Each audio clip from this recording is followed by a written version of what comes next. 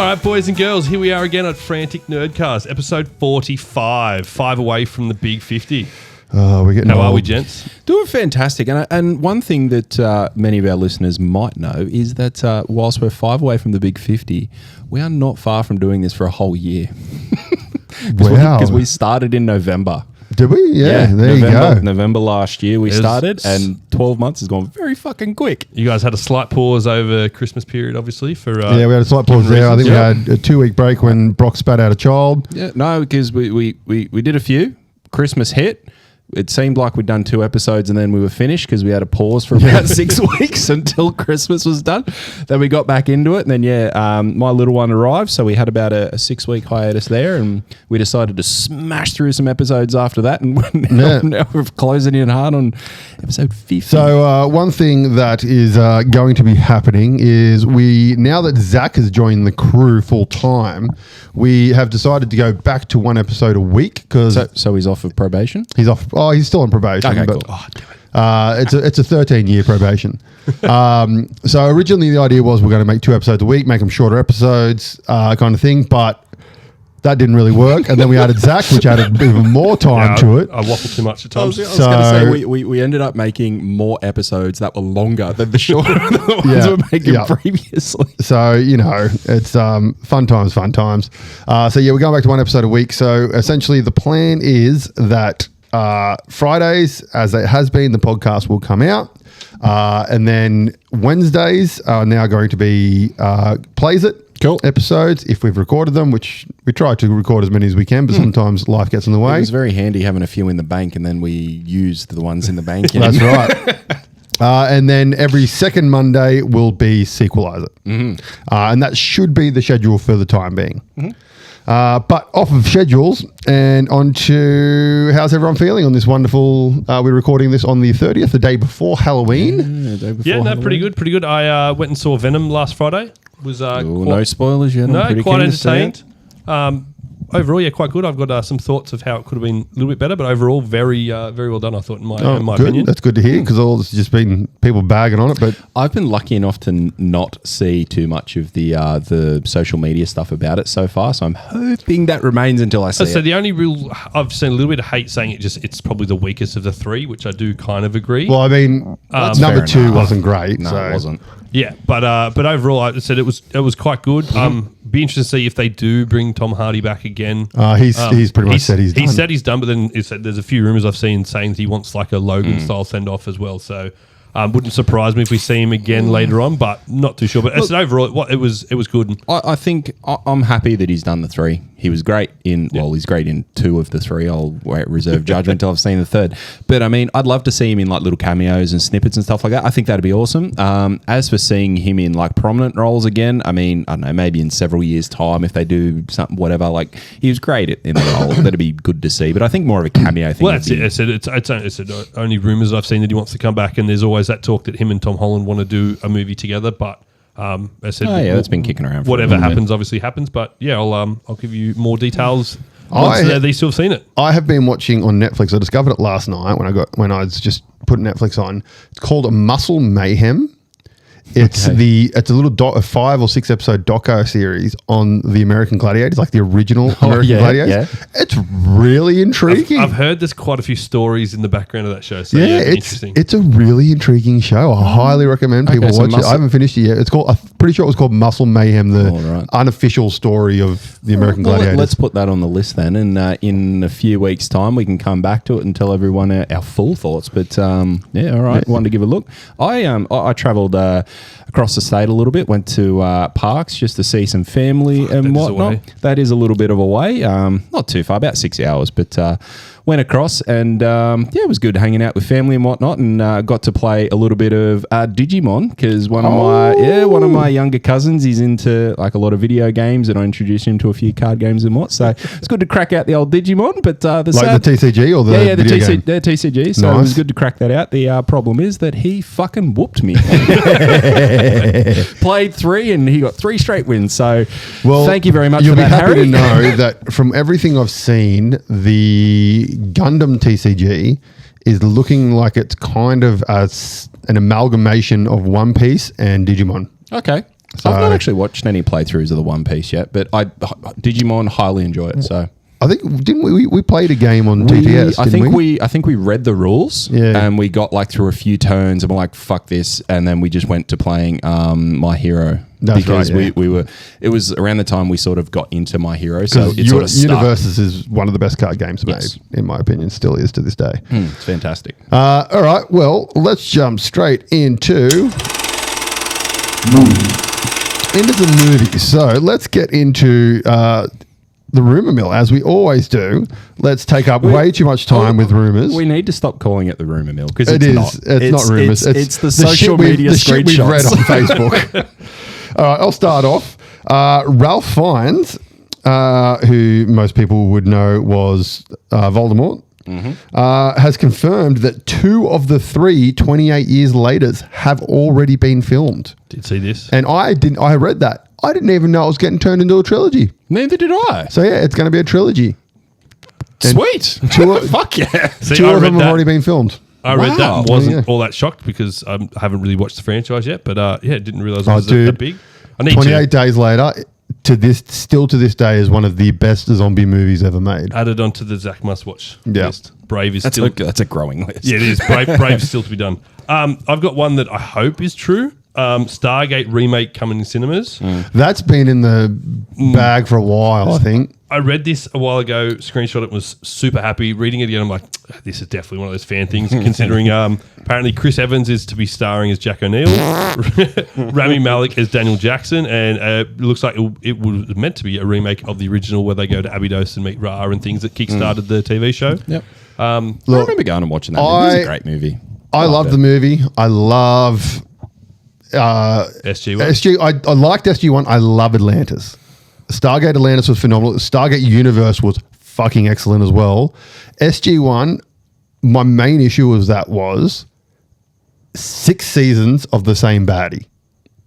Like the Gould were the main baddie for like 6 seasons. Yeah, but and it different just Goulds.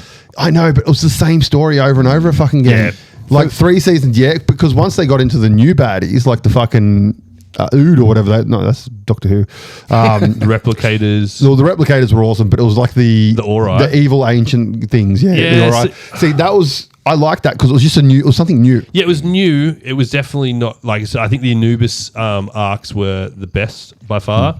My problem with SG1 is now it doesn't really quite hold up. If you go back and watch, especially the early seasons, it's like, this is. See, that cringe. doesn't surprise me. Atlantis, No, Atlantis holds up better.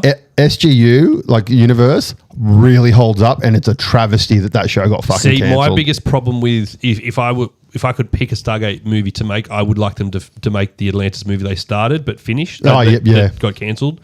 Just so you could wrap that season up. I'd like Universe to be wrapped up Universes as well. Because I think Universes was such a different idea and take. But yeah, it was definitely quite good. The fucking actor talent, they had fucking old mate from fucking Full Monty, etc., etc. I know who you're talking about. I just can't neither can I. the name. But yeah, he played Rumpelstiltskin in Once Upon a Time, and he was in he was in 28 months later. Yeah, okay.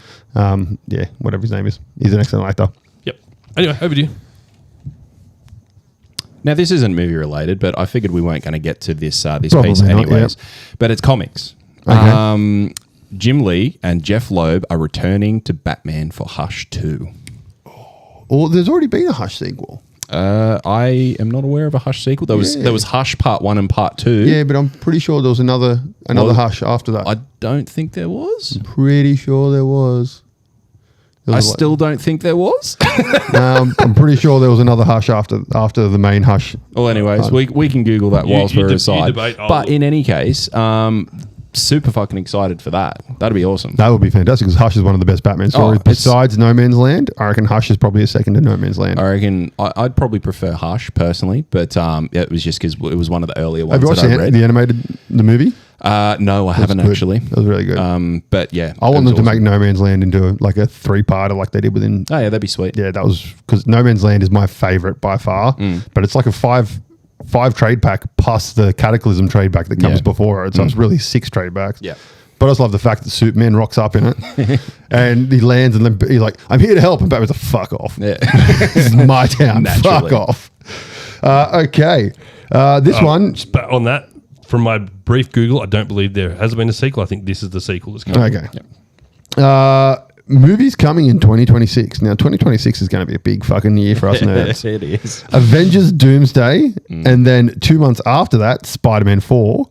Also, Shrek 5, The Batman 2, Mandalorian and Grogu, Supergirl, Dune Messiah, Toy Story 5, Nolan's vampire movie, Jordan Peele's new movie, Super Mario 2, and Transformers and G.I. Joe. That's a year for the nerds right there. I thought that was coming. Oh no, 2026. I misread. I read it as 2025. I was so excited for next year. Look, that's awesome. That's going to be a big year. Oh, fuck yeah. That's going to be a lot of time spent at the cinema. Oh, yeah. So on to a few Predator and Alien rumors. So apparently Badlands, starring Ellie Fanning, is in theaters in November 7, set in the future.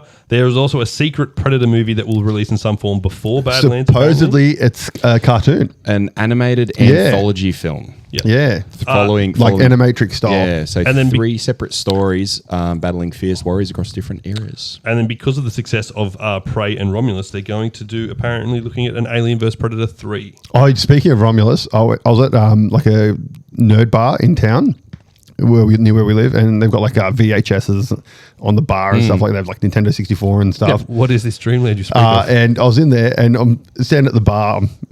I'm pretty drunk actually, and I've come out and I'm like, see the VHS, and I've gone to the bartender. I'm like, oh, did you hear that Alien Romulus is coming out on VHS? How cool is that? And he's looked at me and goes, what's a VHS? And you grabbed your beer and walked home. At that point, I looked at him and went, how old are you? And he's like, 22. I'm like, yep, fuck. And I'm like, see these things on your bar? They're called VHSs. It was magical things that had movies on them. Okay, Brock. Well, on the note of The Mandalorian Grogu, the filming is wrapped. Oh, really? Yes, filming is wrapped, so they're now into production. Look out. What do we got here? Victoria Pederetti is in talks to play the new Harley Quinn. The only thing that I have seen her in, and even then I don't remember her because I didn't really dig the show that much, was You. The one with the Gossip Guy girl in it on your Netflix. Yeah, the only problem I have with recasting Harley Quinn is just because Margot Robbie has done such a good job in recent memory. Oh, look. She's just going to be compared to her non-stop. But it's the same with the Joker. Anyone that plays the Joker is going to get compared to Heath Ledger, but anyone's going to always. But the same thing, he was instantly compared to Jack Nicholson. So if she does a good job, it's all good. Yeah, exactly. Well, staying got to be looked at in its own right. Yeah. Staying on the Batman villainess trail, Sophia Falcone will have a big part in Batman Part 2. I did. Following from the Penguin. And she's doing such a good job. I still haven't got past 10 minutes of episode 1. Oh, you're so just... I'm honestly taking my time with it. I'm only watched episodes 1 and 2. And I'm just, because I'm up to episode 6 this week. I'm up to date. Lisa and I have watched an episode at a time. Oh, actually, no, scratch that. We watched 2 episodes this week. But previous we've been watching 1 at a time. That's enough. Next, moving on. This week's episode is called The Hat. No, that's next week's. Oh, is that next week's? Yeah, I've seen that. It's called Top Hat or The Hat. Moving on.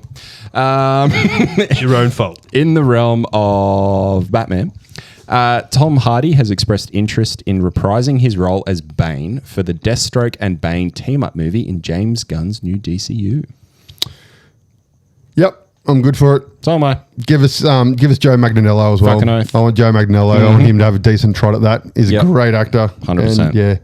And, there's a really good one where he plays like a depressed superhero thing who thinks he's an alien and stuff. I can't remember what it was called, but it was really good. And Joe Manganiello was awesome in it. I don't know that one. What do we got next? Oh, this one. I don't know if this is true or not. McFarlane's Toys list confirms that Superman will battle Lex Luthor, Ultraman, and a baby kaiju in the Superman movie. I've seen that, and I'm like, I'm not even going to read it. Just for future reference, are we sticking to movie rumors at the moment? Only because I know we cheat a lot. No, we'll stick to movie. Anything excellent. that's not TV shows.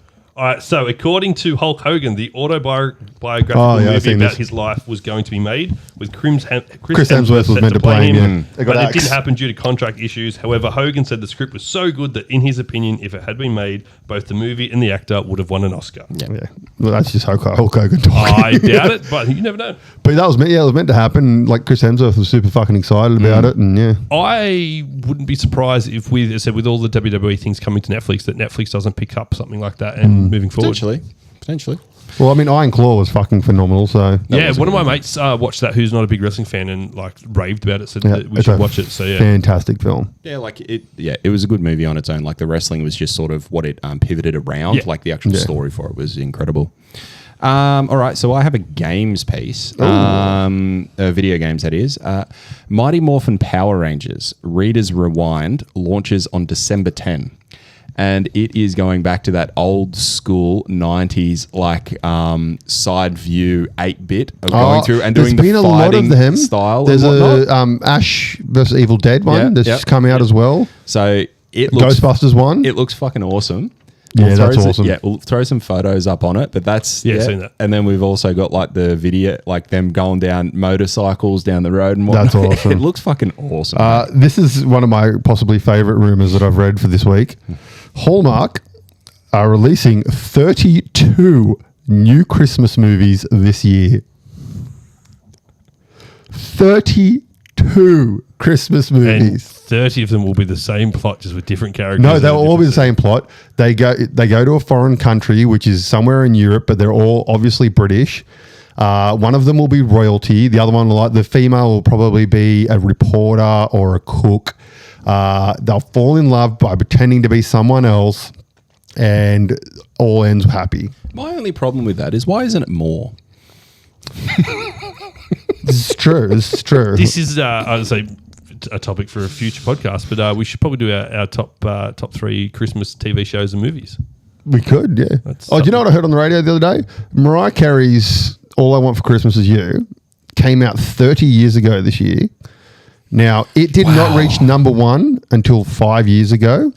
And now it's just, This is my favorite part. That track has gained her $1.5 million in revenue. That single track has made her $1.5 million. Yeah, because she needed it. I feel just with how often it's played nowadays, that's not a lot. On Spotify, it is. Yeah. Rumor: Marvel Studios want Matthew McConaughey to play another Marvel character. He was obviously Cowboy Pool in Deadpool and Wolverine. I wouldn't really say you played it. I mean, it could have been anyone there. So, oh, yeah, that was Matthew McConaughey. Sure. Turned up, said hello, left. Another real games piece, but you can now buy the Halo Legendary icon as a wall mount. So when you went and did the playthrough through your different statuses, so the Legendary one, you can now get it as a wall mount. That's pretty fucking pimp. That is fucking pimp indeed. All right, my last one for movies. Billie Eilish is in talks to be a key MCU role. Saw that. Yeah. Yeah. Yeah, we don't need Billie I'll Eilish to be in it. I don't know who the fuck she would be. Probably a side character. Yep. I don't think we need Confirming something that was mentioned a few podcasts ago, that the Wayans brothers are back Yeah. officially for they're Scary officially back Movie. for Scary Movie Nice. 6. Awesome. Okay. Yeah. If they're involved, that'll be sweet. What do we got, boys? Anything left?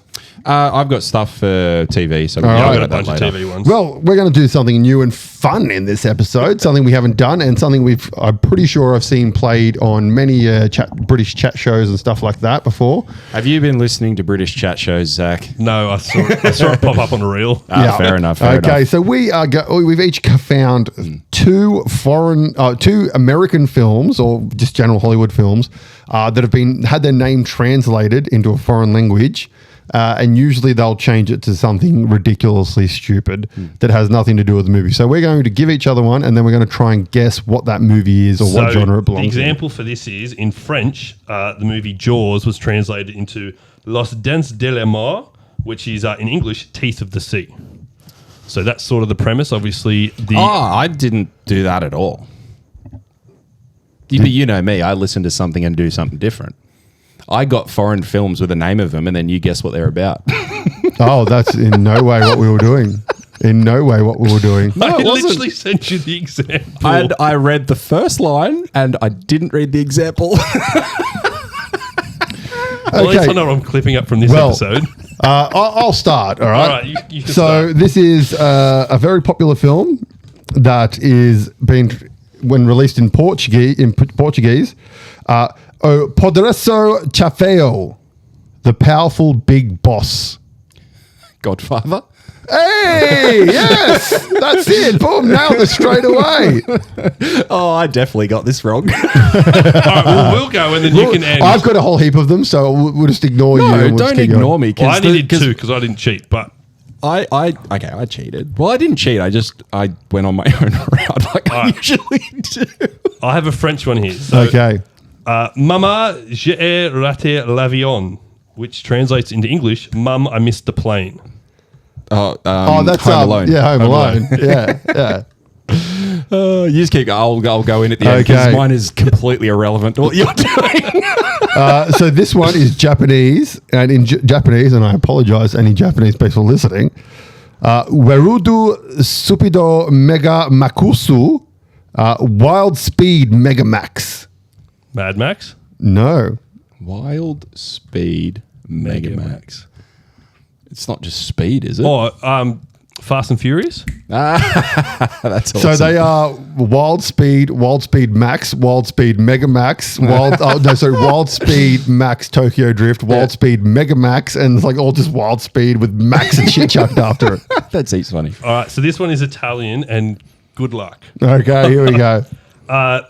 In Italian, Spiritello Porcello. In English, that translates into piggy spirit. Piggy Spirit. Babe? Nope. No. Piggy Spirit. Spirit. No idea. Can you give us a genre? Yeah. Or would that give it away? No, just trying to think of the right words. It's like has to do with like the underworld and ghosts. Piggy Spirit. There is a evil spirit that Is it, terrorizes. it's not that Winnie the Pooh Nope. horror movie, Nope. no? The fact pig's in the name Oh, has got okay. nothing to do with Piggy it. Spirit. Like Exorcist? No, there's been a sequel released this year. Oh, Ghostbusters. Beetlejuice. Oh, Piggy Spirit. I don't That's a understand. good one. I don't understand where that comes from in the Italians.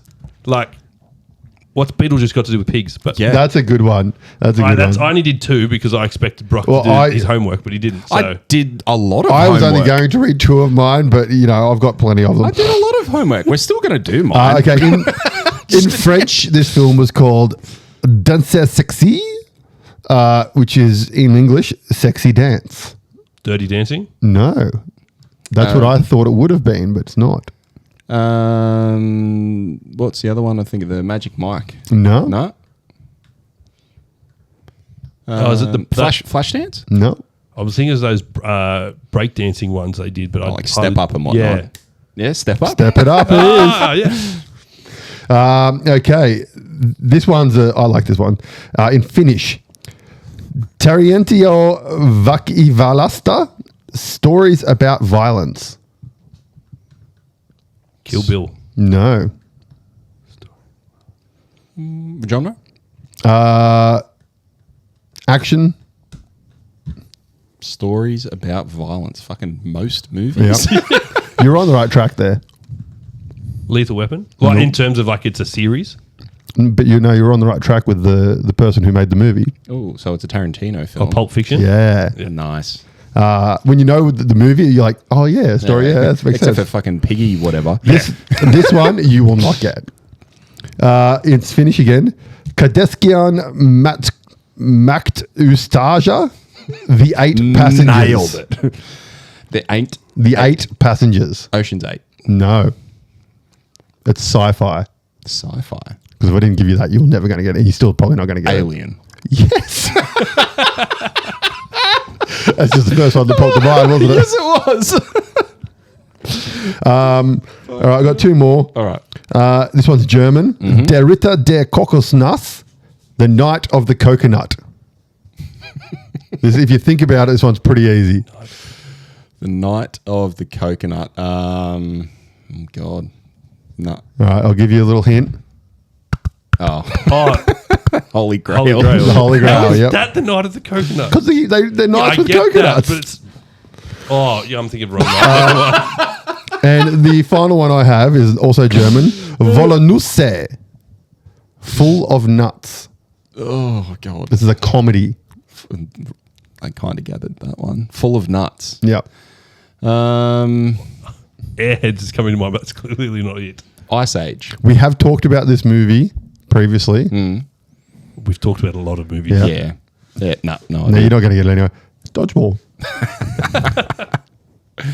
All right. So what I did, right? Okay, here we go. All Yes, right. This is game part 2. I thought the idea was you get a foreign film or the name of the foreign film. I'm happy with that buzzer. Get the name of the foreign film, and then you guys had to, that's probably more accurate. You had to guess what that film would be about. Okay. Now, I got 2 films, Yep. and the first film is called 3 Supermen contro il Padrino. In English, that is 3 Supermen and the Godfather. And then the idea was that I thought that the idea was that you tell me what you thought the plot would be. Okay. 3 Supermen and a Godfather. And So- the Godfather. So clearly it's about 3, not necessarily Supermans, but 3 alpha males being directed by a big boss going around to, solve some sort of crime. Okay. 3 Supermen and a Godfather. I'm going to guess it's like 3 brothers trying to impress their father, and by doing something like maybe trying to save people or like rob a bank or something. Yeah. Both very good guesses. Both very wrong. 1980 film where a German professor constructs a time machine and decides to experiment with it in Turkey. He discovers where someone hid their treasure, the fall of Constantinople. After his success becomes known, the mafia and world powers fight for ownership of the time machine, and they need to be overcome by 3 Supermen who literally have powers. Wow. The other one, which I thought was fantastic, is it's a Danish film called, I'm going to say Druk, or Another Round. Another round. Hangover Part 47. Sure. Something to do with beers, effectively. No, I reckon it's like a Groundhog's Day style movie where he's got to keep repeating something. Oh, yeah. You're closer. It was a 2020 black comedy, and I love this because it was Mads Mikkelsen, who we know from Hannibal Lecter, Doctor Strange, Rogue One, etc. It follows 4 high school teachers who embark on an experiment to maintain a constant level of intoxication throughout the workday. So basically, Sign me up. Basically, there was a theory by the work of a psychiatrist named Finn Skouderud. The humans are born with a blood alcohol content deficiency of 0.05, and that being at 0.05 makes one more creative and relaxed. The friends decide to embark on an experiment and test the theory. There you go. All right. Now, quick rabbit hole that I went down whilst I was in the Let's rabbit go hole. for it. When I was down the Let's rabbit do it. hole that I shouldn't have fucking been in. Italy did an Alien 2 movie. And it was an Alien 2 movie, which was like meant to be a sequel. It was like what was it? It was an unofficial sequel due to the success of the 1979 film, albeit having no actual connection. But the idea was that I'm going to watch it because it's about more or less a spaceship arrives back on Earth without occupants. The girl finds a pulsating rock when she goes and inspects this spaceship. Mother finds girl without a face. And then a cave gets explored. Alien premise ensues with the caves like pulsating rocks, aliens, etc., etc. And yeah, I thought it was really interesting that there's actually another Alien 2 movie out there that was before Alien actually got the trademark for Alien. There you And go. it was after they released their 1979 Alien movie. Nice. All right. Well, before we move on to non-movie related things, I've got a little mini personal review for a movie that I watched on the weekend. which I recommend to everyone to give it a go. It's called Lisa Frankenstein. I saw this pop up. It's just appeared on It's on Netflix. It's written by Diablo Cody, who most people would know wrote Juno, Jennifer's Body, lots of other stuff. But it's directed by Zelda Williams, who is Robin Williams' daughter. She's acted a fair bit, but she's primarily known for being Robin Williams' daughter, and she was also, funnily enough, marketed Zelda, and she's done voices in Zelda. All right, nice. She's obviously named after the game. Yeah, so for those who don't know. It stars Catherine Newton, who most people would know from Pokemon Detective. She was the main female girl in it, and she was in Freaky, and she was also Cassie in Quantumania. And also Cole Sprouse, who most modern people would know as from Riverdale. Younger people, well, older people would know from Sweet Life of Zack and Cody. He's one of the twins. So the plot is in 1989, teenager Lisa Swallows is still struggling to come to terms with the loss of her mother, who was killed by an axe murderer 2 years prior. Her father, Dale, has since remarried to a woman named Janet, who also has a daughter from a previous marriage, Taffy. Lisa spends much of her time at the local cemetery. Lisa heads to a party with Taffy, who encourages her to socialise. She has an awkward encounter with Michael, her crush, and is accidentally drugged by one of his friends. She later is sexually harassed by her lab partner, Doug Walker. Lisa returns to the cemetery and speaks to the grave of the young man who died in 1837, a pianist who had fallen in love with a woman before she left him for another man, and he was subsequently killed by a lightning strike. A bolt of lightning strikes his grave, and after Lisa leaves, and the man is brought back to life as a zombie. And then shenanigans ensue where pretty much without giving any of the plot away, essentially he figures out he can become more human by attaching parts of his missing body with fresh human parts. Yeah, right. Kind of thing. And it's a black comedy-ish, like horror-ish thing, but it's like not scary in the slightest bit. But it was just a really enjoyable movie. It's one of those ones you can just put on, watch it, and then by the end of it, you're like, glad I watched that. Okay. I thoroughly enjoyed that. I highly recommend everyone just give it a watch. It was good fun, very well directed, had cool little cartoon animation between parts, like some parts and stuff like this. Cool little dream sequences, very Tim Burton-ish, like early Tim Burton-ish style, but not his gothic style, but his sort of directing style with that quirkiness to it. Kind of like if Rob Zombie made a movie without being Rob Zombie. Okay. Is the way I kind of see it. Because Rob Zombie, he's got that weird aesthetic, but he's also like over the top blood and gore and all that kind of stuff. So if he didn't have that over the topness, it'd kind of be in that vein, I reckon, if he was making it for a teenager.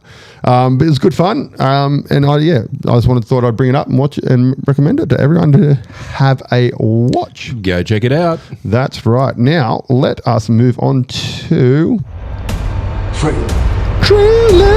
Yeah. We got some trailers. We do. Yeah. As always. Yeah. Many a trailer. Zach, lead us off. Let's go with Love Hurts. All right. There's one I want to save to the end if possible. This one coming out on February 7, 2025. Director Jonathan Eusebio. He was a stunt actor for a whole bunch of movies, such as Blade, Hitman, Kung Pao, Teenage Mutant Ninja Turtles, Bourne Legacy, Obi-Wan, Black Panther, etc. So a couple of movies. He's been second director or an assistant on several projects. Birds of Prey, Deadpool 2, Obi-Wan. However, this will be more or less his directorial debut. Starring Ke Huy Quan. Love this guy in Loki. Everything Everywhere All at Once, but probably his most known role would be Short Round from Indiana Jones. I love always stumbling back onto that. So that was pretty much one of his only real prominent roles back when he was a young king actor. And then he came back with Everything Everywhere All at Once and won awards and fucking killed it because, God, that was a good movie. Fucking brilliant movie. We got Ariane DeBose, Daniel Wu, Marshawn Lynch, Sean Astin or Samwise Gamgee, and Cam Gig and Det. Looks to be an American action comedy from the producers of Nobody and Violent Night. Have you guys actually watched Violent Night? Yeah. It certainly has that Nobody vibe. Yeah, it's got the Nobody vibe, not so much Violent Night, because, I mean, that was just Santa fucking shit up. It's worth a watch. which is also, I believe, getting a sequel. I think. I don't know if I've seen that. Actually. Yeah, I believe it's getting a sequel at some point. What do you reckon? Ki Hu Kwan is a little bit of the current or next Jackie Chan at the moment. It's literally what Lisa said. She's like, "Is this the next Jackie Chan?" I think he's got. No, I think he's got more to offer than Jackie Chan. Honestly, he's a better actor. yes. I don't think. I think people are just saying that because Everything Everywhere All at Once and this has both martial arts in it, but any other role he does, See, I doesn't. I haven't got it from any other role until I seen this, and then I backtracked and thought, oh, okay. So prior to seeing this trailer, I didn't have that thought. Yeah, and then when no. I seen this trailer, I just seen it as a very that cross between the action I think comedy, he's probably martial something arts, similar, that type but of. as you guys said, I think He's so much better. this guy's a in my better opinion. actor than Yes. Jackie Chan, but I think what Jackie Chan Oh. had is Jackie Chan's still better Jackie at it. Chan Like is a phenomenal actor, but his English stuff, because he still very much struggles with Yeah. being fluent and all that kind of stuff in English films. Like you watch his home stuff and it's phenomenal. But it's I remember watching one of his movies, and it was dubbed, and that was the only thing that put me off because I was just Rumble in the Bronx. No, I can't remember what it was, but Rumble in the I Bronx. remember That's the one where he breaks his ankle and then continues to water ski in a cast. He jumps from one balcony to another balcony. Yeah, right. And slipped and broke his ankle. And then he has another stunt like 2 days later where Yeah. he jumps and water skis behind a hovercraft. And he's got a cast on his foot and they just painted his shoe over the cast. Oh, really? Yeah. That's awesome. Yeah, you go. I'll say, well, back to this movie before we get too sidetracked. I think it's going to be quite enjoyable. I think there's does. a It looks enjoyable. decent premise. My one problem I have is I think you've seen the movie in the trailer. Yeah. I mean, That's- it's not going to break any grounds. It looks enjoyable. Yeah. But we've I think we've seen it before. Yeah, I mean, it's a pretty straightforward storyline of someone that's a hitman that's now trying to have a better life. Yep. History comes back to find him, and he obviously has to noble. fight his It's way out. literally- I was Nobody. going to say Yeah. it'd be interesting if it actually ties back into Nobody. It's very much the premise of Nobody, but this one has a female counterpart. And whereas it- Nobody didn't. And it's far more down the comedy route. Yeah. Which in Nobody was very much just a sort of retake of John Wick. Yes. Just not as good. It's still a great movie, don't get me wrong, but it just wasn't John Wick level. Correct. Correct. Yeah, I'll watch it. I'll Yeah, probably watch it. go to the movies Is and it see getting it too. is it getting a theatrical release? Theatrical release, Feb 7, 2025. I said it wouldn't surprise me if it's just another one of those I just put on and enjoy on the comfort of the lounge rather than going No, to the movies. I'd go to the movies and see it. What do we got next? The Agency. The Agency. It's a television series coming to Thought this was Paramount. going to be a movie. I thought it was at It first. says it at the end. Yeah, series, that's what gave it away to me too. But yeah, I was like the whole way I thought it was a movie. Television series coming to Paramount on the 29th of November 2024. So we got Michael Fassbender, who's also an executive producer on the show. We got Jeffrey Wright, brilliant actor, portraying Detective Gordon alongside Pattinson's Batman. We've also got Richard Gere amongst many others. Looks to be a bit of an espionage thriller produced by Mr. Clooney and Yeah, a so- chap named Grant Heslov. It basically looks like how the CIA fucks people up, and you got to be a psychopath to be an undercover agent kind of thing, and Yeah. then something will happen, a la Bourne Legacy Yes. style, and people have to chase him. Yeah, it looks pretty bloody cool. I mean, I hope that it goes into the depths and the realms of all those things and how, like, not so much of here he is, he's fucked up, and then this is what happens, but more this is what led to him being in the situation that he's in, and then this is how it results, so to speak, Yeah, I was gonna say, and then a knock on. That was from literally there. like the only thing I really wrote was it's interesting to see the other aspect of what happens to these people after they've been undercover and things like that, rather than just the then and now when they're undercover. What happens, 6 months later when they're trying to come back and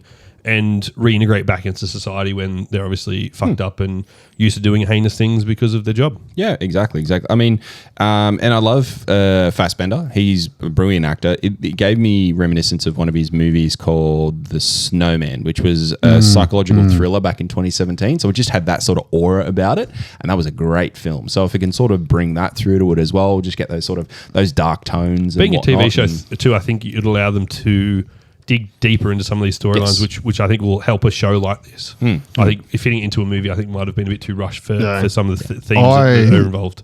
I honestly probably am not going to watch it. Yeah? Yeah, it didn't really catch my interest. No, this much. one caught my interest for sure. And I mean, to like sort of what you said before, and like the caption at the end, it was or what he said at the end. You're not trying to help me, doctor. You're worried that I may have somehow become sane. Yeah, that just sort of. Like watching everything going on, you're like, fuck yeah, I'm keen for this. Then saying that, I'm like, now I'm very keen to watch this. I think I'm in between you two. I think I'll probably watch it, but I think if the first 2, maybe 3 episodes don't grab me, I'll probably happily give it away fair. sort of thing. That's fair. All right, on to the third one. Now, do we want to do this one now or last? Can we go to September 5 next? Because that's backwards. Yeah. Only because the other one we have isn't really necessarily trailer per Correct. se. So yeah. Thank you. That's all I was asking for. All right. So September 5. Oh, you had to do it, didn't you? I did. Fair enough. I deserved it. September 5. This movie is getting a theatrical release on Not September 5. November 29, 2024. Directed by Tim Fehlbaum. He did a movie called Hell, which was a post-apocalyptic German film. A movie called Tides, which was a German-Swiss science fiction thriller. Now, from a starring perspective, we've got Peter Sarsgaard. I reckon he's an awesome actor. You'd remember him from The Green Lantern, portraying Dr. Hammond. No, he's great. I mean, he was really good in a recent series I spoke about a little while back alongside Jake Gyllenhaal, which was Presumed Innocent. He was really good in that. He's also good in Dope Sick as one of the lawyers in that show there. Both I'd highly recommend.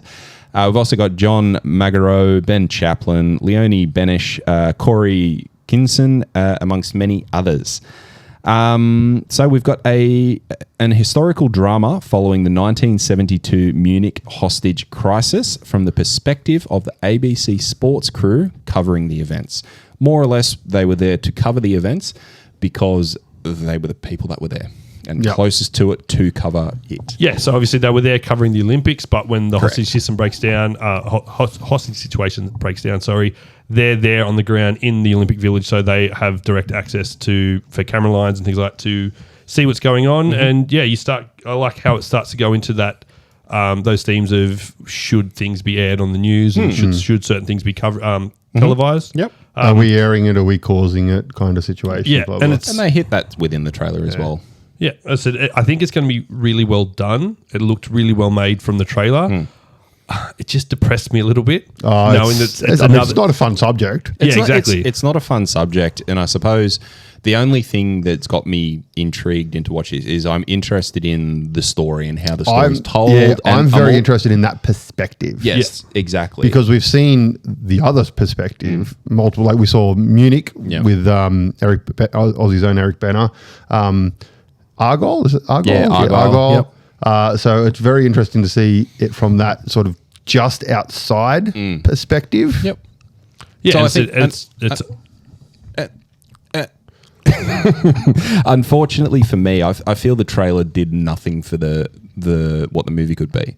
I think the cinematography looks great, but I think what they showed in the trailer was just it didn't grab me, it didn't intrigue me or anything. I was intrigued before I seen the trailer because of the context of what it was. The cinematography was good, and then I was kind of like, the trailer didn't do anything for me. So I think that was one drawback in relation to it. I think the trailer redeemed itself right at the end where you see the three of them there having the conversation of... That's what got me. If someone is shot on TV, should we be showing... Like, what do we let the cameraman see? And then as it ends, you see them watching... The clip of what they're shooting, and the terrorist is watching TV and is like, hang on, are they watching what we're putting on? Like, are they now seeing what the police are doing and things like that? So you start to see that moral dilemma, which is said in, unfortunately, in today's climate, it's something like this happens more and more often, and we're trying to televise everything. So, it's definitely an interesting debate to have. I'm 100% very interested in this movie. I think it'll be a great watch. Mm-hmm. Yeah, very keen for it. All right, our last one is not a trailer. It is, in fact, the new theme song for Arcane Season 2. Blood, Sweat and Tears, a music clip. And I thought, why the fuck not? Because we've got Arcane coming out very shortly, the 9th of November. Excited. So very excited. So seeing that, I was like, you know what? Let's fucking get amongst it. And the funny thing I found, instantly I started listening to it and I'm like, Oh, so they've got someone to pretend to be Imagine Dragon and just make an Imagine Dragon song. So these are the first two things I wrote. Animation, fucking incredible. Yep. Song, meh. Yeah. Yeah, Lisa said something when she watched it. She's like, the song's a bit slow. I'm like, yeah, I'm not taking in the song because so not only is this a theme An Imagine for Dragons Arcane, rip-off, yep. it's basically a backstory of the new character League of Legends is debuting, which is Ambassa. Yeah. I was going to ask who the fuck was the character. So she is Here's the other rabbit hole I went down. She is the mother of May in Arcane Season 1. So you know Oh, Old Love. yep. Yeah, so she is a Noxus war leader that's coming in. So if her character in the game is anything like her character is going to be in the show, holy fuck, because that character is broken as fuck in the game. We've only seen like teasers and releases, and obviously they're designed to make the character look good. Fuck me, just the rules and shit she's got to play that in the game is just mental. All right, rabbit hole, sir. So the rabbit hole I went down because I don't really know arcane lore or anything like that. So I actually quite enjoyed reading about Ambessa. So the idea of the trailer, from what I read, is it's more or less about Ambessa, who has a brush with essentially the Grim Reaper of that universe, who is both a lamb and a wolf. Kindred. Yeah. So when faced with death, you can choose the wolf and fight before you go, or the lamb and just accept it. And with all the imagery, it's basically her in that in-between spirit world, different for everyone based on their beliefs. And her fighting the armored warriors is her choosing to fight death. And so in the end, when she dons the gold armor, like the guy she's fighting, it's a display of honor. So like you faced and chose to fight so you can stand with us in the afterlife. And you've got other fallen Noxian soldiers who have decided to fight. Right near the end, before she succumbs to death, she snaps back to reality because she didn't die. And because she didn't die, that's why the wolf walks off towards the end. Yeah, I thought it was really, really fucking cool story. Yeah, not knowing any lore or anything, it's just really, really awesome. No, and that's it. And so, like, a bit of backstory there. So the Noxians are effectively a very gladiatorial race of humans there. So their whole thing is like die by the swords thing. So that makes sense. Very, very power hungry, very battle hungry, and sort of love to mix it up in combat, which is, as you see from scenes in the clip, that's what she's doing. Very much so. I mean. Yep.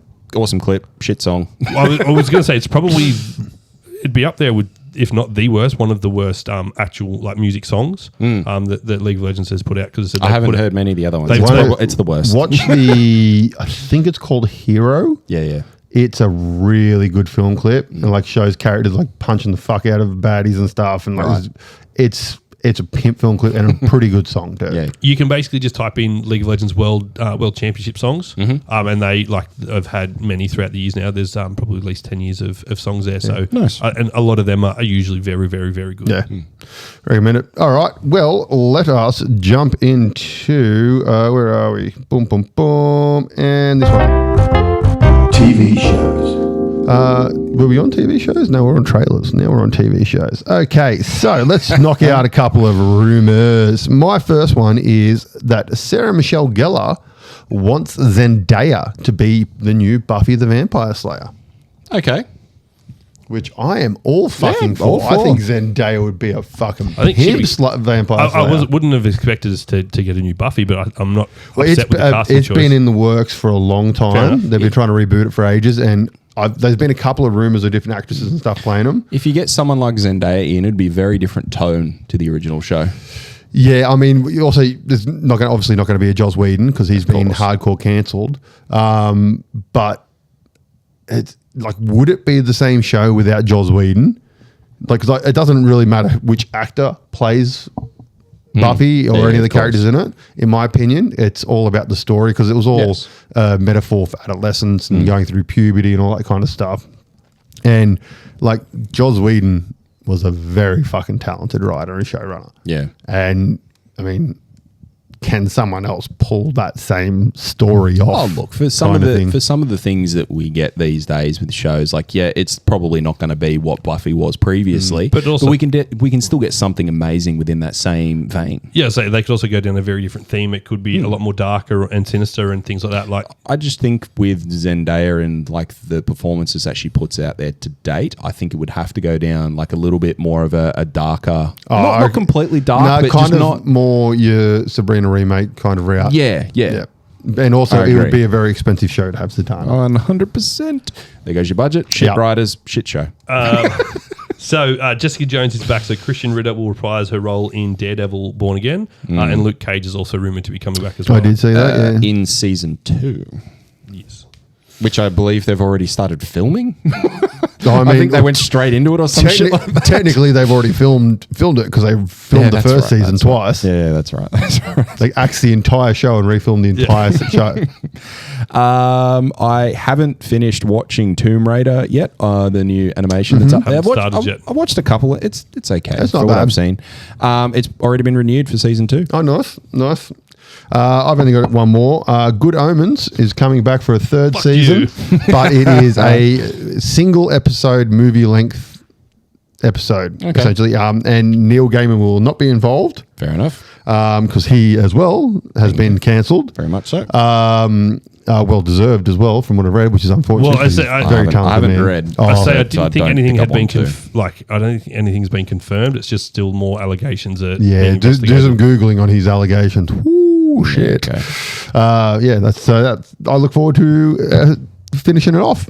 One I hope you two haven't said before, but a revival of the Spider-Man animated series has been reportedly been discussed at Marvel Studios. I actually only seen that literally about an hour before I came here. I've seen that one pop up a couple of times. And I was kind of waiting for it to be a real sort of thing. So I look forward to that because that is a great cartoon. I literally just downloaded the entire old show, and it's funny because you watch back and there's no guns or anything, because they weren't allowed to have guns in it and all that kind of stuff. And it's very, very tame from what I remember. But it's got, like, they do Madam Web and the whole fucking the whole Spider-Verse thing. Yep. They do that. They do pretty much every villain. remember- Then you got cameos from Iron Man, and from then fucking it Cap. linked quite well. I'm pretty sure it was this one that linked quite well to then like a sequel series where they went through space or something with the symbiotes having Venom and Carnage and things. So Well, no, Venom and Carnage were all in this. yeah, I know they show, were in yeah. it, but it might have been just one of the seasons or something where they went through space and time and something with it. So I think it was all in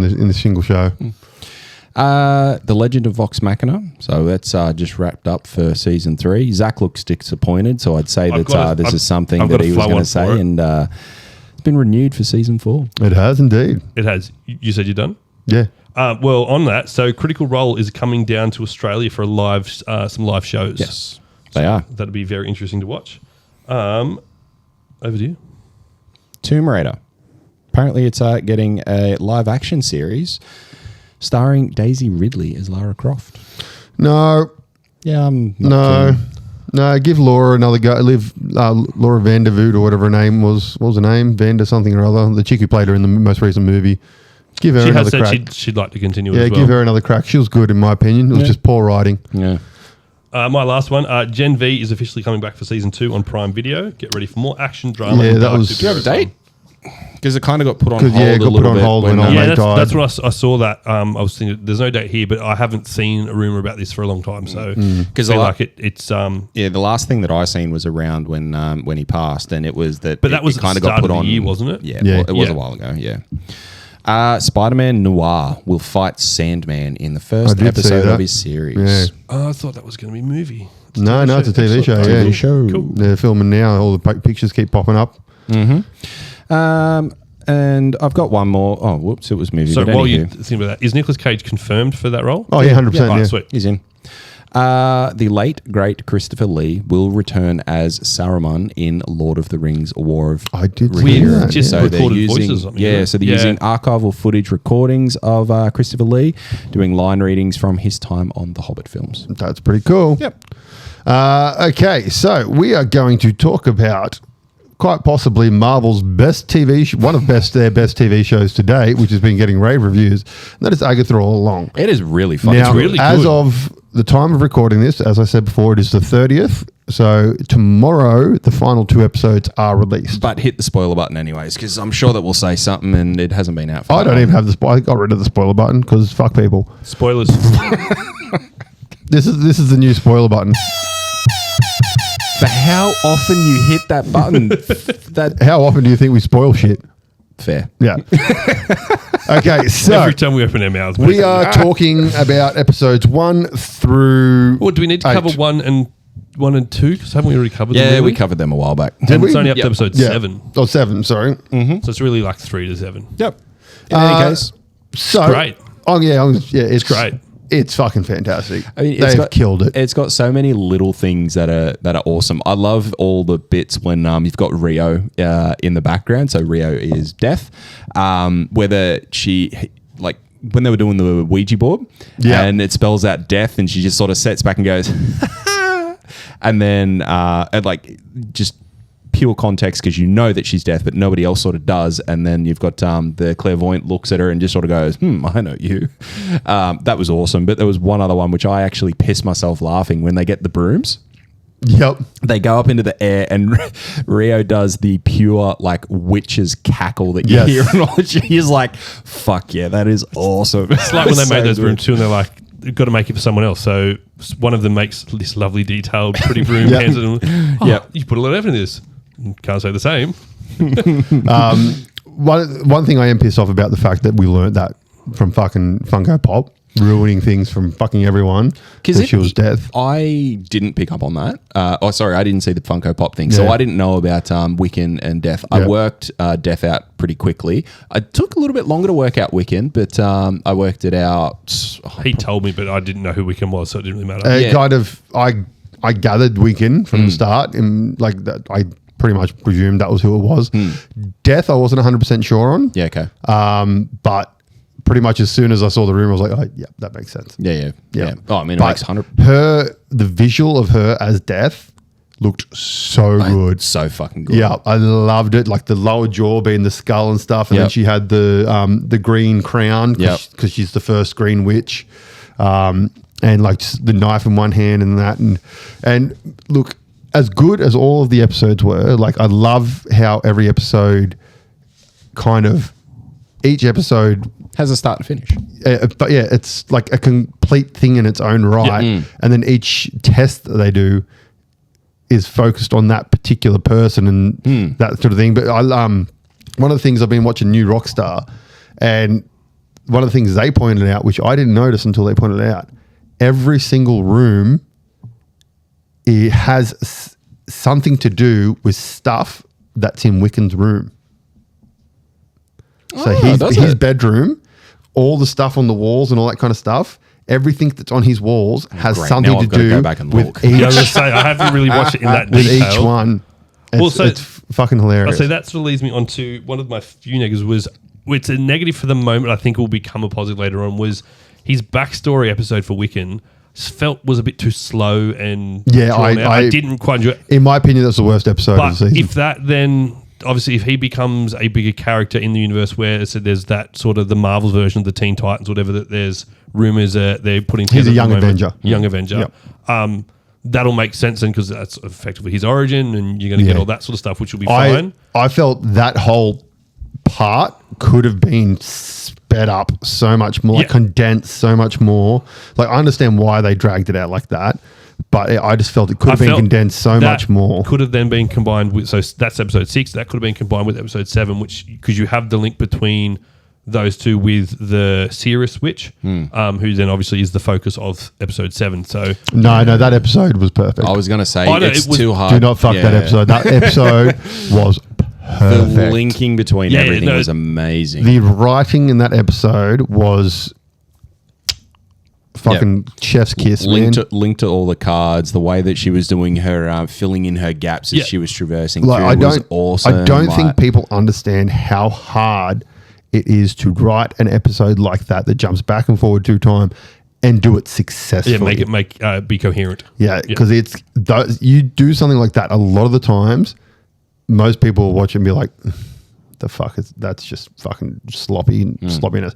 That was so well written. Oh, 100%. And just like and her fall at the end was just like turns it upside down, and like everything just went bang, bang, bang, bang, bang, bang, Just snapped clicked. together. Oh, Click. Lisa and I were watching the episode, and we thought that was the only thing we thought was like, if she's holding onto the table, why didn't she just then flip the card again? But as I told her, you see all the cards fly away, so the card isn't there to flip back. But yeah.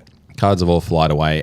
Flied away. and Cards if have you all look at the flown card, away. if you look at the card, 2 of the bodies fall sideways on the card, and when you see the Salem witches hit the swords, you only see 5 of them you don't hit. see them all. You don't see all of them hit.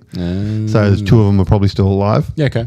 Yeah, I thought that was too convenient a way to. I kind of get assumed rid that of they them. were all going to be back. Because, I mean, it's the Salem 7. I didn't think that would feel finish like them. all of the witches will be back. No, that's what I mean. I reckon. No, not the Salem 7. I yeah. feel that all of the the Yeah, okay. music chick, Yeah. I reckon she'll be back, and I reckon that 70s show will be back as well. I reckon she'll be back at the end. I reckon they will be there in some way, shape, or form, but I don't think that they will be back per se. I'd say Death will do something. unless Death brings I was them saying, just have the ability to bring characters she wants- back but because she that wants might the be bodies. it. So yeah. Oh, unless that could be a way to like sort of wrap it up, and Agatha gets a heart or something and wants a coven back, so to speak, because she's finding new light. So that's a wish from Rio. Yeah, I'm very interested in seeing where this goes. I 100%. cannot I've got no pick idea. how it's going to end, No idea. which is whatsoever. very rare for a TV show like this. One of the other interesting things that I thought, because we haven't seen much of Agatha's history, like other than when she was in Westview and whatnot. the Salem witches killed, Yeah. like tried to kill her. Like, The mom tried to kill her. We've Yeah. seen that, like, but other than that, it's just things that are said. Like, she's the only witch to go on the witch's road and live and all that sort of stuff. But there was actually a really well said comment where Teen says, I think it was Teen, says, "You probably didn't. I don't even reckon you finished the road." But her reaction was like, "Oh shit." And it just gives that element of doubt Well, in there. I'm going to guess that's why they introduced the subway. Because there's an exit Oh, point. the way out. Yeah. And that's, She got halfway she through probably, and bailed. and But the rest of didn't her she coven get the died. book from finishing the Witch's Road? No, she sold her Oh, that's right, child she to sold get it. the Yeah, book. That's right. Yeah.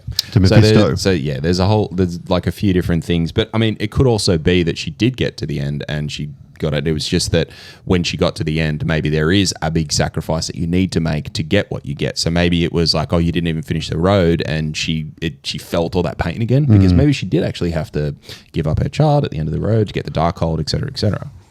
Did you know that Agatha also got an award for being the first female bum shown in a Yeah. Marvel Yeah, TV one of show or movies? the chat shows gave Catherine. Is her name Catherine Hahn? I don't know. Yeah, I think Catherine, so. I can't remember. Yeah, one of those morning chat show things like Ellen-esque style shows.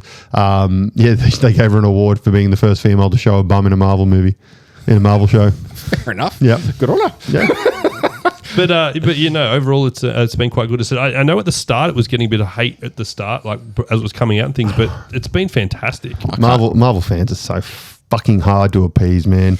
Honestly, in my opinion, there has not been a horrible MCU project. There's been bad ones, but not horrible There's ones. still even things that are like I say they're bad because that's just a label that they've got. Like Yeah. I still go back and watch them and enjoy them, even though they're the bad films Yes. of the Marvel universe. Like that's because they're the bad films of this universe because you're comparing it to things like Endgame. Yeah. So which is I- cultivation of 10 years of movies. The one that I think was bad was Thor 4. And that's only because I think they tried to double down too much on Thor 3 and it became too jokey and too things like that. It But wasn't- again, I Even can then, go it back was, and No, there was good things in it. Even then, it but was that's still a good movie, in my I just opinion. found as more I didn't like Thor in that movie rather than didn't like the movie, I guess. Yeah. Because Thor was just too jokey and There- every line There he were had few- had there to were a have a few joke things in in it. that movie as well. They kind of had to change because, like the sword that he uses to kill the gods. Yeah. That's actually Null's sword, and it's made from symbiotes. And so they had to obviously change that because they don't have the rights to symbiotes. Sony owns the rights to symbiotes. And stuff That'll like change now because they said Null is rumored to be part of the next phase now. So yes, very much so. and also like a lot of those things only got retconned in the last like 10 years because Null only came out in 2005. He hasn't been around that long. He's like only a fairly new character in terms of all that sort of stuff. But as far as Agatha, I'm very interested to see where it goes. where it goes, but where the characters fit into the grand tapestry of MCU. Because like Death is such an important character. Yes. I'm very interested to see how they use her throughout the rest of the MCU. Yeah, it'd be interesting to see. Yeah, you're right. Like, it'd be interesting to see how that plays out. It'd be interesting to see what they do in regards to like that Scarlet Witch aspect, because there was the commentary between Wiccan and Agatha where it was, is a Scarlet Witch dead? Oh no, sorry. He said, "Is my mother dead?" And it was like, yes, the Scarlet Witch is dead, or maybe she's not, or maybe she is. Like, and back and forth, but never actually said, Wanda's dead. Yes. No. Maybe. Maybe. I don't know. Yeah. So So it was interesting that as well, and how that's going to fall out. And Olsen's come out and said that she wants to come back, or she's considering coming back. I had a friend at work that basically he's now convinced that Wanda will appear in the season finale of this because of that line of yes, no, maybe, and something else. But I don't think so. But now I have a question. So Happy I to see it. saw a rumor that I thought I'd screenshot, tried to bring it, then couldn't find it. So is there in the Marvel universe like a bad guys Avengers thing? Because they talked about how they sort of pair up and they all a bad guys Avengers. There's the Dark Avengers. But so this was talking about how like they sort of took control of a different part of the universe and things. So you'd have Death running some part and Null running the other one. So is that something maybe they could be bringing together to Null is bring all trapped these bad in guys in? Null is trapped in a kind of pocket pocket universe kind of thing by the symbiotes. Sure. Because the symbiotes essentially he made the symbiotes, potentially they betrayed him and they locked him in this thing and he wants to get out essentially. So he's in like a little pocket universe in the comics, I'm talking. Which ultimately, if you come to the MCU, which I'm pretty sure in the movie they say right at the start. Yeah. And the MCU, like you can have that little tear element that was in the Spider-Man 3. What was that one called? Well, can't get home. Because No Way Home. The current Marvel world is the 6th iteration of the universe. Yep. And Null was he got trapped in between the 5th and the 6th universe. So he's stuck in that little parallel between the different universes. And the only people who are carryovers from the universe are the Eternals. Galactus is a carryover from universe number 5. And then like a couple other little characters sprinkled here, and like Death is obviously an eternal entity. It's going to be interesting, as you say, that how he's going to fit into it, because I mean, we spoke about Echo earlier in the Nerdcast series, and it was Marvel Spotlight. They released this Marvel Spotlight because it was like a one-off type thing where they can do their own little piece, and it doesn't have to fit into the overarching MCU if they don't want to. Now, the interesting part about this one is it is though, because you've got Fisk and all that kind of correct. stuff. So it is, but the idea of it is that they can do a one shot that doesn't matter around. Like the characters might still draw in, but the story itself, it's sort of its own piece. They can still draw on the characters. Now, it's going to be interesting with this one because it's actually not Marvel Studios. All the headings are Marvel Television. So I can't actually recall when that happened as they were announcing. Well, that's a new thing that they brought in for Agatha. I think Agatha is the first one marketed as television. Because I'm pretty sure Loki was still Marvel Studios when it came through. I think it might have been. But yeah, they're all shows will now be tagged as Marvel Television. All right, so they got Marvel Television and Marvel Studios, which will be the movies. But I mean, that in itself, like I got an esque of, have they sort of gone away from Spotlight already and they're calling it television and there's a level of separation? I don't think so. But I mean, this one, I think this one will have to tie in just because of some of the things involved in it to moving forward with some of the other, as I said, with the Young Avengers from the and history. things. No, the history, and then you've got the main character, like you got Death, which is such a major character. Constantly mentioning WandaVision. Wanda's kids are major characters in the Young Avengers.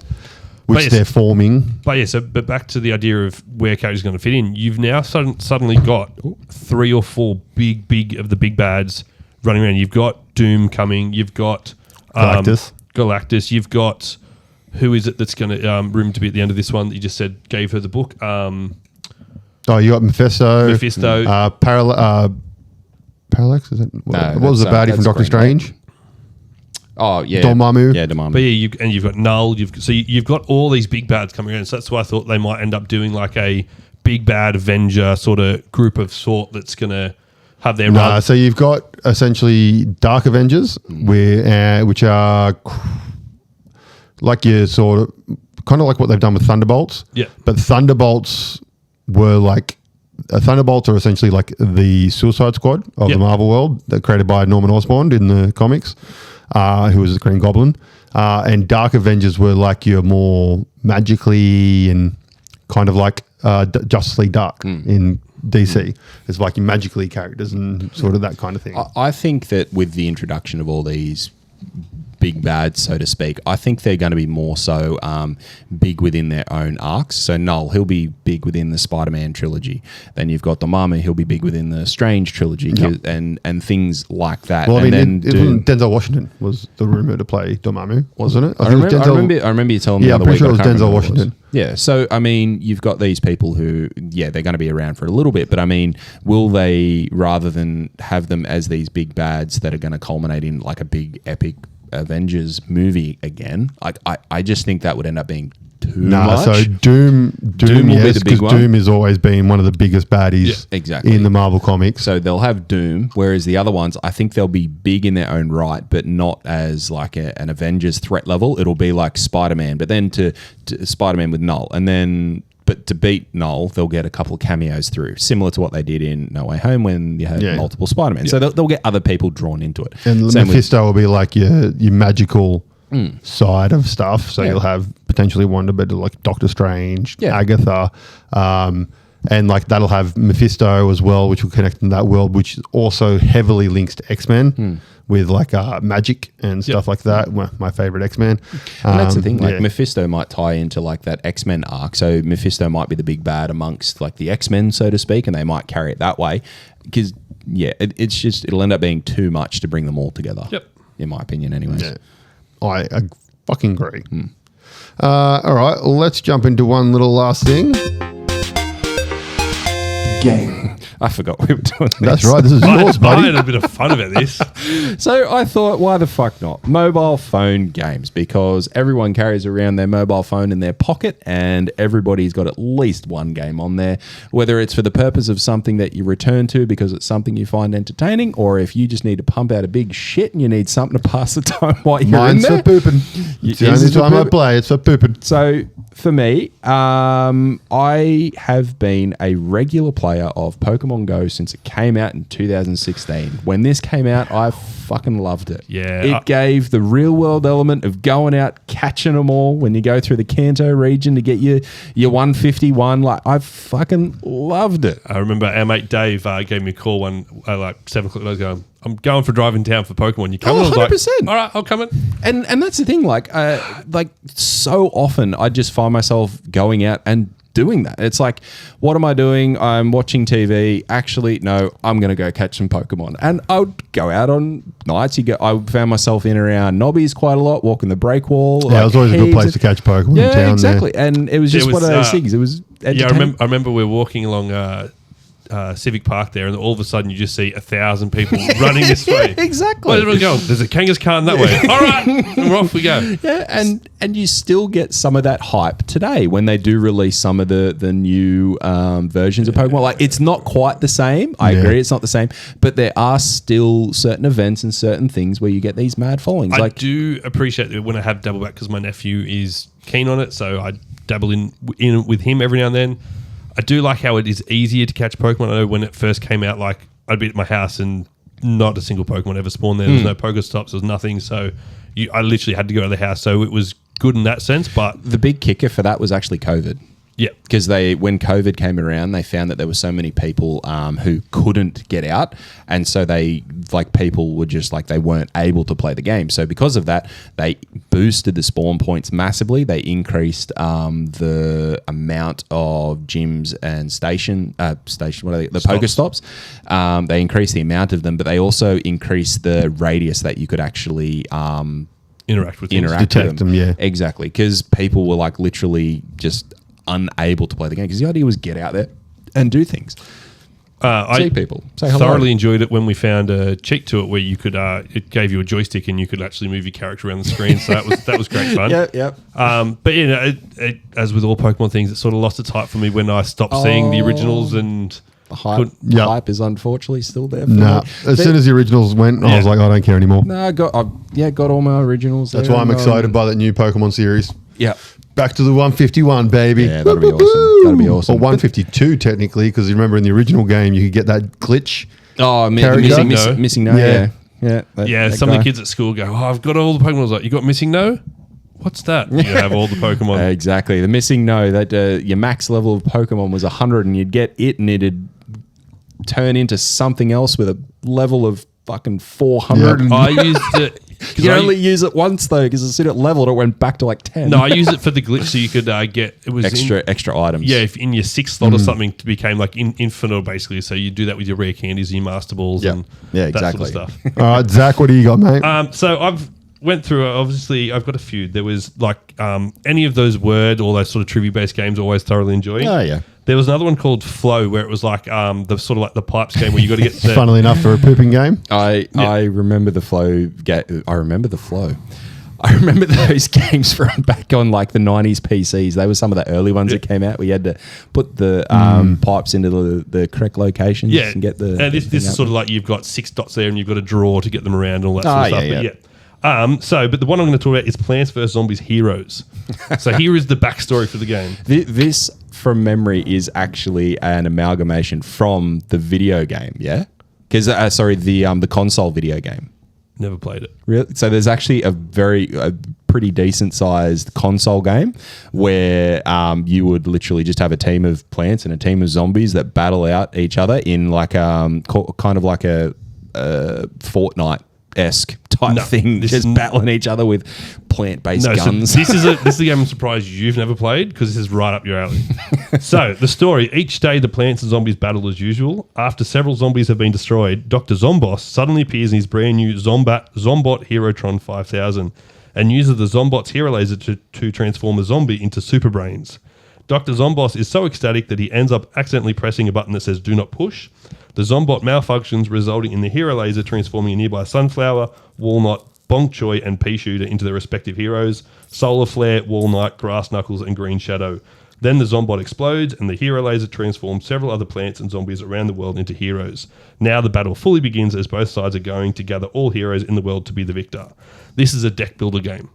Oh, cool. Yeah, it's quite a good game. As I said, you've got each sort of characters that you build your deck around. So they've got a special theme, they've got a special power you can activate throughout it.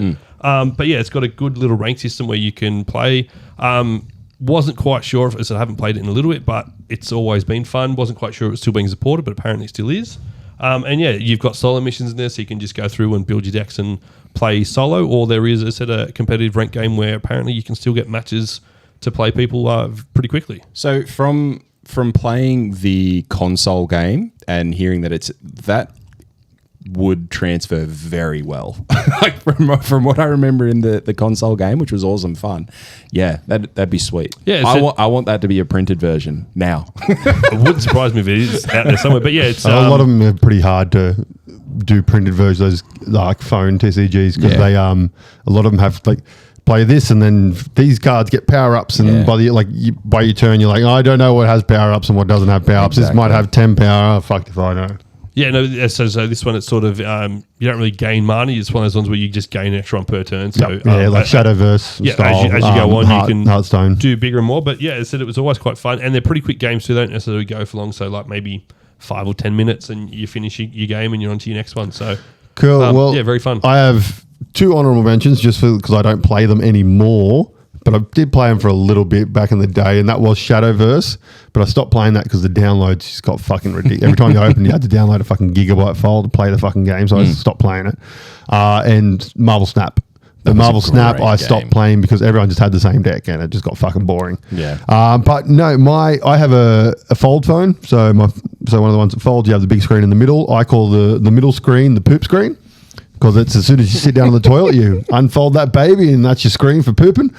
But my go-to game that I play pretty much every time I'm pooping, that's Minecraft, baby. Not Minecraft, Minesweeper. Minesweeper. As soon as you said Minecraft, I instantly pictured Minesweeper. Yeah, Minesweeper. I play Minesweeper, man. I fucking love Minesweeper. It's a game no one knows how to play until you do, and then all of a sudden makes sense. It's not hard. You press a thing, and if it has a number if it has a 1 under it, that means in the 9 boxes around it, there is 1 bomb. Mm-hmm. That's the game. It's I'm aware, not hard. it was because it was one of those games that was on all computers back It was in on the all day. Windows. But Yeah, it was everyone would one open it and go, I'm going to make it as big as you can and just push buttons. Oh, I'm dead. Hey, look how long I've lasted. I've been able to click 10 to... Oh, dead again. But no, I love it. It's perfect for pooping, and it's a game generally lasts anywhere from 6 to 10 minutes, and that's premium pooping time. No, there was one other one that stumbled across a little while ago, which was the Warhammer. Warhammer Tactics. Yeah, Tactics. That's the one I gave. That was pretty good. Yeah, I got tired of that pretty quickly.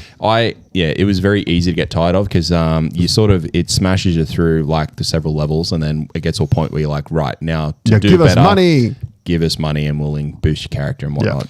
Yeah. See, I like those ad games you see, where you've got to go through and all that sort of stuff, but they never are the same when you actually play them. So that's pretty much all we've got for this episode, ladies and gentlemen. Now, before we go, we did briefly mention the other day, a couple of episodes back, that we backed a crowdfunding thing from Night Models for all the DC models. Excuse me. It's finished. So we should be getting those models in not that long away. Don't have them already. I thought that'd be case closed. Here you go. I imagine that will be coming in the next couple of days. So I am going to vote. First one, just let's go out there. First mini we're going to paint is going to be Superman. Yeah, okay. Just nice and simple, blue and red essentially. A little bit of yellow, and we'll paint up a Superman first. Okay. Then we'll put them up on Facebook. We'll take photos of them all in the same situation, so they all look exactly the same. And then you guys at home can vote on which one you think is the best. Now, given that we're going to do this, and we're going to make it a bit of a regular thing. What do you think what time frame we're going to give ourselves? I reckon 3 weeks per mini. 3 weeks per mini. Just because I know for a fact, me and you, we don't paint fast. Unless we're in the mood, and then we can smash them out in a night. I was going to say, it's one of those things, I'm either smashing out 15 or I'm getting fucking half of one done a month. I've been in the mood. So I've had some of those Chaos Dogs I've had on my desk half painted for 6 months. Mm-hmm. And now in the last 2 weeks, I've painted a Big Pig, 6 Orcs, Be'lakor, about to start a Shaggoth, finished the dogs, just been in a painting groove. But yeah, I could be anything or I could be nothing. Last year, I painted so fucking many. I was onto it. I ended up getting over one a day. I think I got to about 380 or something. I counted all the models I painted last year, and from memory, I was up towards 700 minis. See, my biggest problem with painting is usually I have to paint in a rush for a tournament. And so it kills all my mojo because I'm like painting up to like 3 a.m. in the morning and basing and stuff because I've got a tournament in 3 days' time and I've just started. Well, so I think one of the things that kills me, and hence why I don't really play these games anymore, and that is batch painting.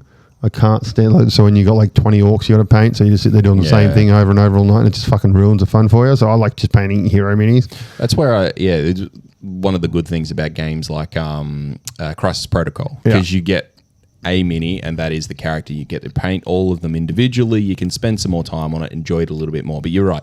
Like with the batch painting, you might paint, I don't know, like a captain or a sergeant or whatever, and have that little bit of difference. Like he's still got the same base colors, but you get the... You essentially spend a night doing highlights. Yes. Yeah, no, I would agree. I fixed that a little bit because as I said, I would like my Cancon army I took this year, had to paint, I think, 60 Plague Bearers.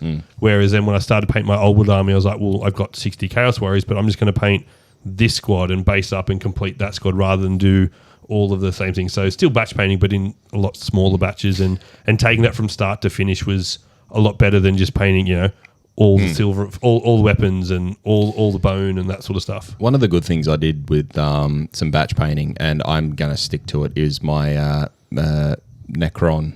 Just silver with the fucking wash over the top. Silver with wash. Paint by numbers, it's the best thing ever. Painting Epic was fantastic.